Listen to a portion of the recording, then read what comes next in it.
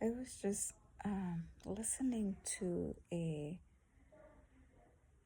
it's like meditation or meditative talk on Insight Timer app. It was really, really good. And after you do the meditation, they ask what your emotion it was or how you felt the meditation was. And it was interesting. One out of four selection was insightful, and I selected insightful, and looked like that's what the majority of people have chosen. It shows like a percentage. It shows 42% people chose insightful.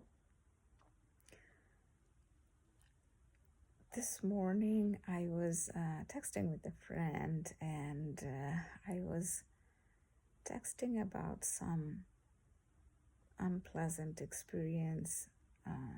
Not with the friend, but I was just telling the friend about that unpleasant experience. How from some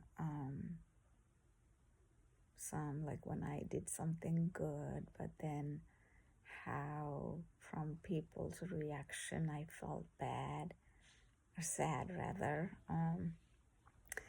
And the friend understood, and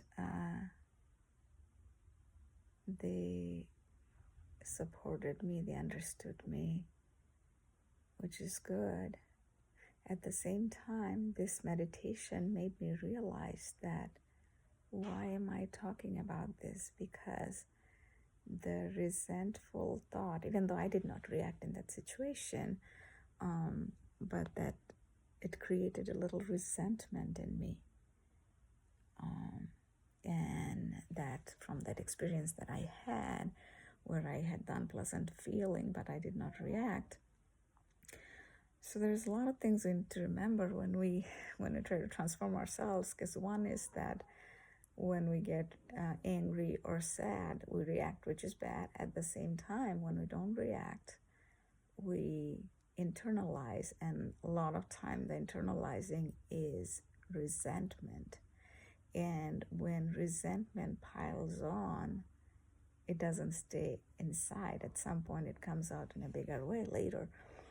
So the best thing to do is to figure out a way to let it go. As hard as it may sound, that's what I gotta do. I was reading a little more of the Book of Joy, Dalai Lama and Desmond Tutu. That book is, oh my God, it's one of the most interesting spiritual book I have read, I would say, because it is good, it is spiritual, at the same time it's funny the way Dalai Lama at his 80 years, and I think when they met, Desmond Tutu was also 80 something, maybe 85 or something, and the way they talk to each other in that book, because it's in quotation in their statements, and some of them it will make you think like they're like 5-year-old or 10-year-old. They're making fun of each other and things like that. It's so amazing. It's so amazing. It's so amazing to see that, like this spiritual leader, amazing teachers, they are acting like us, like normal human being. And it's like, I'll give you an example where Desmond Tutu says to Dalai Lama that, you are so popular. You need to pray for me so that I also become as popular like you. So it's kind of funny, and there are a lot more funny things like that, or beyond funny like that. So if you ever get a chance, I'd say, yeah, try to read that book, The Book of Joy. Or you can listen to also, if you listen to the audiobooks. Normally I used to listen to audiobooks, but lately I kind of read more. Sometimes I do listen to audio when I go exercise at the gym.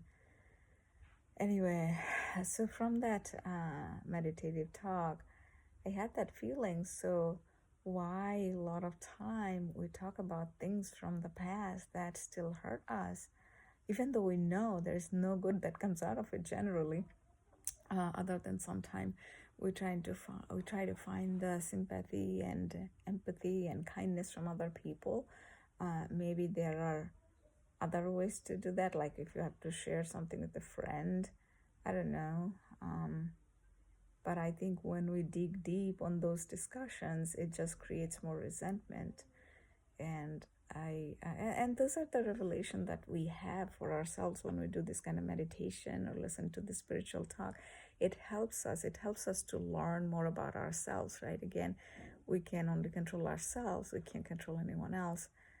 I thought that was so amazing to learn about that. I think that will help me to not talk about the sadness on the or the stressful situations from the past, because if we are talking about it, it is creating energy, and that energy, whatever future I'm trying to create, is gonna get there. So Wayne Dyer also said that sit up. Wayne Dyer also said that if you keep talking about what is will keep happening. If you focus on the future and more good, and then good will happen. It's about law of attraction, right? Those kind of things. So a lot of time we hear this advice, we know these things, it's nothing, none of these are new, but then it's that one something that hits to us, and I think this meditation I just did had that point, and that's why I wanted to capture it. So I'm making this video. Is that thing that if we are talking something about the past or even in the future, that creates that feeling that I talk about, the fear, anxiety, or stress, it is because we are focusing on that, right?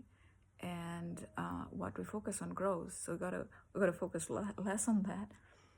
So yeah, because I was like, okay, that happened. I was sad, but then there's this resentment that I'm holding on to, and every time I speak about it, it's just gonna grow. So I gotta let it go. I gotta let it go, like a cloud. Of eternity. It's even better if I can transform it, right?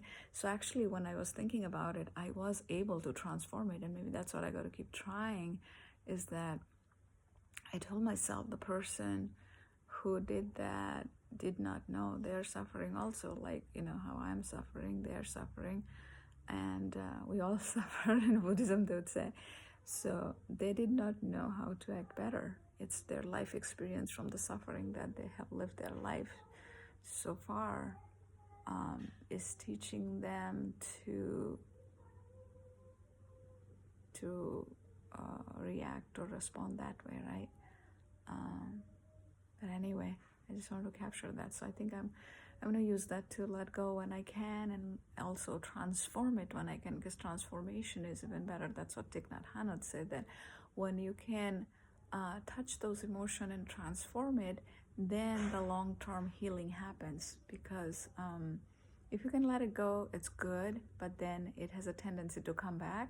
But if you run into it several times and you transform it a few times, then it becomes a habit, and the transformation happens for real, right? Because that's what we try to do for ourselves, to transform ourselves, to feel better, to do better, to spread kindness, to spread peace in the world, right? And when we say world, even by doing that to our little world where people around us, our family, friends, and co-workers, we can spread it. Because I was telling Alice yesterday about the ripple effect. She knows what domino effect is, and so I was explaining to her about ripple effect, and how if she is kind to other people, and they're also going to go be kind to other people, so she might inspire people that she doesn't know by being kind. It was such a good discussion. She's 8.5-year-old and I'm in 40s. But I love talking about this stuff with Alice too, because she understands. So yeah, transforming ourselves, right? Little by little, little by little. It doesn't have to be done all one day, but as we keep trying, we can learn little by little, and we can get there.